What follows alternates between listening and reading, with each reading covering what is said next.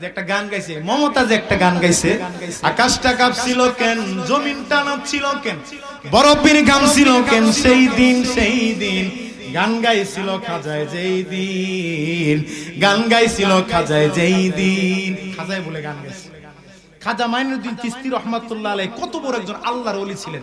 শুধু তা কয় না, এই কথাও তারা বলে, আল্লাহর ওলির শান পীর আউলিয়ার শান, যে মানে না সে তো কমিন।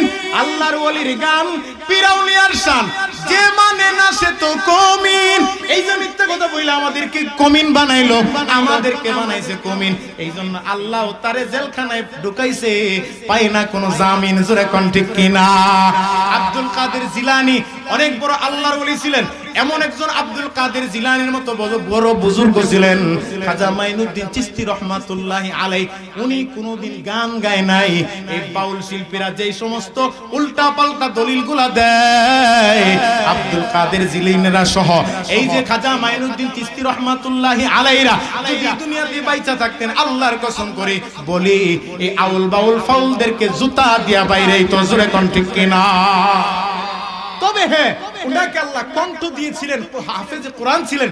হ্যাঁ, এই যে খাজা মাইনুদ্দিন চিশতি রহমাতুল্লাহ আলাইহি, উনি বৈশা বৈশা মাঝে মধ্যে গজল গাইতেন। मैं जिंदगी में एक बार मदीना जाओ, मैं जिंदगी में एक बार मदीना जाओ, मदीना जाओ कभी लौट ना आओ, मैं जिंदगी में एक बार मदीना जाओ, मैं जिंदगी में एक बार मदीना जाओ। अल्लाहु আকবার। সুন্দর গজল গাইতেন। জীবনে কোনোদিন গান গায় নাই। এই গজলগুলারে তারা গান বইলা কাটায়া দেয়। জোরে কোন ঠিক কিনা? আল্লাহ রাব্বুল আলামিন বলেছেন, মুমিন বান্দাদের জন্য 4 নম্বরের দায়িত্ব হইল আল্লাযীনা হুম লিফুরুজিহিম হাফিজুন, অপবিত্র আত্মাগুলোকে পবিত্র বানানো। সাহাবায়ে কেরাম জিজ্ঞেস করে, ইয়া রাসূলুল্লাহ, অপবিত্র আত্মাটা আবার কেমনে পরিষ্কার করে? আল্লাহর নবী ডাক দিয়ে কয়, রে সাহাবায়ে কেরাম, মানুষ যখন গুনাহ করে, গুনাহ করতে করতে যত বেশি গুনাহ করে তার কলবটার ভিতরে দাগ পড়ে। একটা গুনাহ করলে একটা দাগ পড়ে, দুইটা গুনাহ করলে দুইটা দাগ পড়ে, তিনটা গুনাহ করলে তিনটা দাগ পড়ে।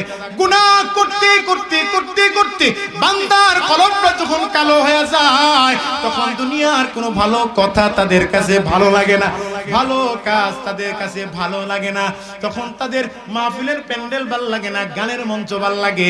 তখন তাদের কাছে কোরআনের ময়দান ভালো লাগে না, খেলা দেখার ময়দান ভালো লাগে।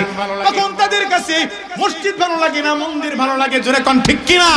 এই জন্য সাহাবায়ে কেরাম জিজ্ঞেস করেন, ইয়া রাসূলুল্লাহ, আপনি যে বলেছেন লোহার মধ্যে পানি পড়লে যখন জং ধরে যায়, জংগুলা পরিষ্কার করার মতো তো রেত আছে, পরীক্ষা করার মতো তো রেত আছে, পরিষ্কার করার মতো রেত আছে।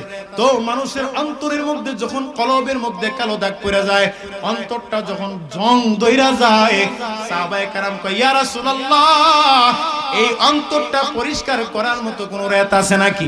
আল্লাহ নবী বলেন, সুন্দর কথা বলেছো। হ্যাঁ, মানুষের অন্তরটাকে পরিষ্কার করার মতো, পরিষ্কার করার জন্য রেত আছে।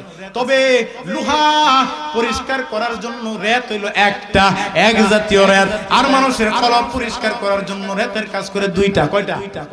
দুইটা। এক নাম্বার, নবীজি বলেছেন, পারা রাসূলুল্লাহ সাল্লাল্লাহু আলাইহি ওয়াসাল্লাম, আকসিরু যিকর হাযিহিল লাযাতিল মাউত।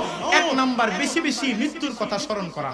দুই নাম্বার, কাসরাতু তিলাওয়াতুল কোরআন, বেশি বেশি কোরআন তেলাওয়াত করা। এই যে কোরআন তেলাওয়াত করার বলছে, এখন কোরআন যারা শিখতে পারেন নাই, শিখার আগ্রহ পোষণ করেছেন, এখন শিখবেন কার কাছ থেকে?